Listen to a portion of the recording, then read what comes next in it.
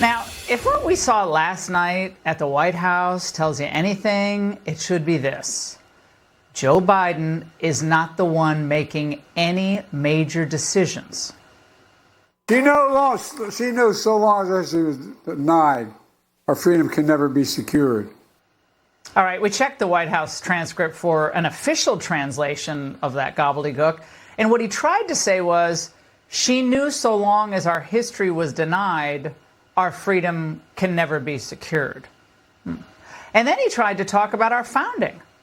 These black soldiers were a link in a distinguished line of patriots who risked their lives in every war since the founding of our ideals, and we don't know fully what American soil is. Equality and freedom. Then he tried to clap. To the people on this side, clap your hands. To the people right here, clap your hands. To the people up top, clap your hands. Can get confusing, that whole clapping thing. Well, the dancing was a little better, right?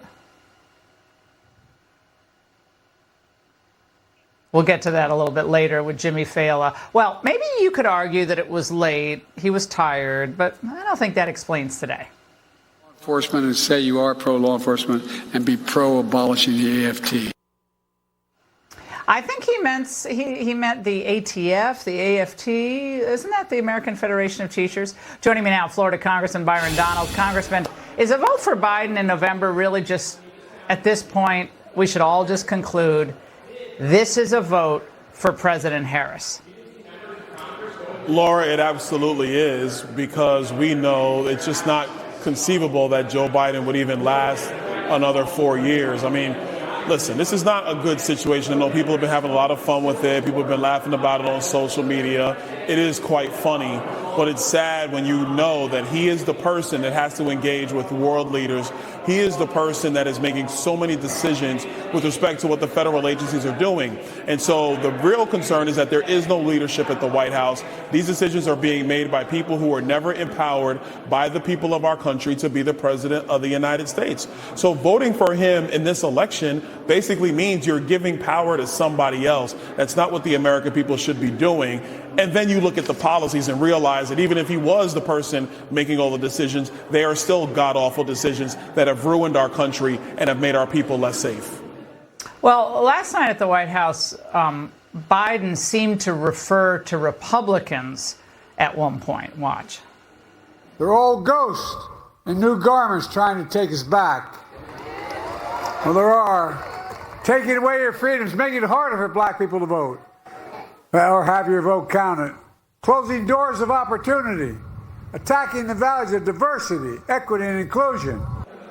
So, Congressman, using ghosts, I don't know if some cute staffer was trying to, making some type of allusion to the KKK or what that was, but did it land? No, but I think it's incredibly sad. You have a president and you have a White House and, frankly, a campaign team who is going to try to sow division, sow fear, and so that everybody else is tearing down this country, when the truth of the matter is they are the ones that spied on the American people. They are the ones who leave our borders massively wide open.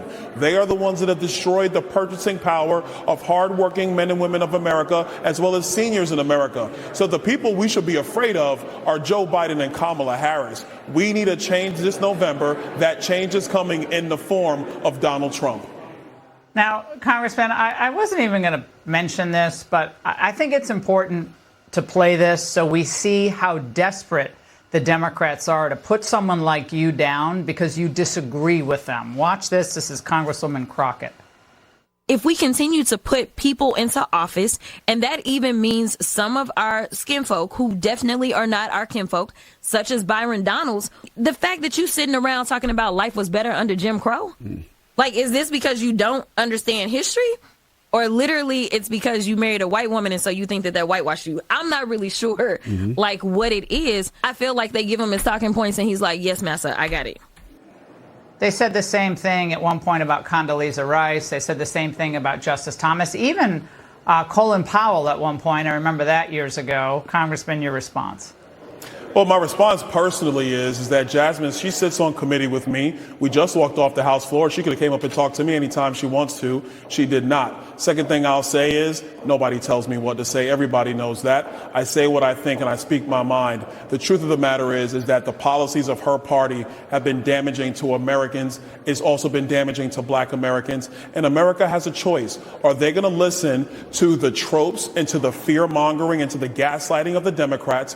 Or are they going to look at policies, what matters in their pocketbooks, what matters for American security, and support Republicans this November? It's that simple. Congressman, thanks so much tonight. All right, coming up next, Merrick Garland's DOJ has become its own theme in the Babylon Bee. I'll explain the hypocrisy, but don't criticize them. My angle next.